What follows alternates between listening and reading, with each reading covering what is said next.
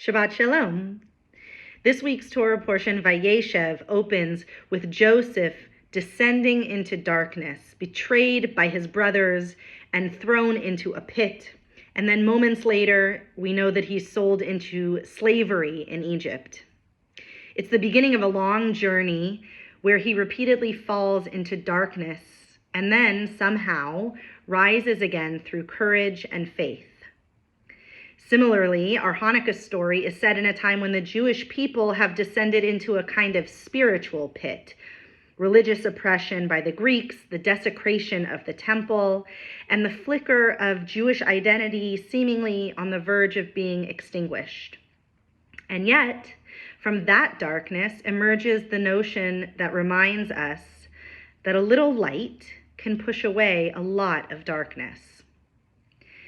Throughout his story, we also read that Joseph sees potential light where others only maybe see darkness. In the Egyptian prison where he's held, he interprets dreams with hope and encouragement. Later in the story, he transforms a crisis of famine into salvation for the Egyptians. Ultimately, we know that he forgives his brothers for all of the evil that they do to him.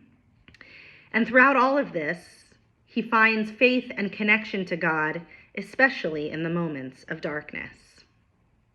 Likewise, the Maccabees find a single jar of oil, insufficient and insignificant, and they decide that it's enough. They don't wait for the perfect conditions or for more oil. They light what they have. In both this week's Torah portion and the Hanukkah story, redemption begins not with a sweeping miracle, but with the single act of one person. Joseph begins his rise with one dream interpreted. The Maccabees begin renewal and rededication of the temple with one small flame. Each of us carries a spark, a word of encouragement, a small act of kindness, a decision to do what's right, even if it seems invisible or insufficient. Darkness is not eradicated all at once. It's replaced by light, step by step, choice by choice, kind word by kind word, mitzvah by mitzvah. Shabbat Shalom.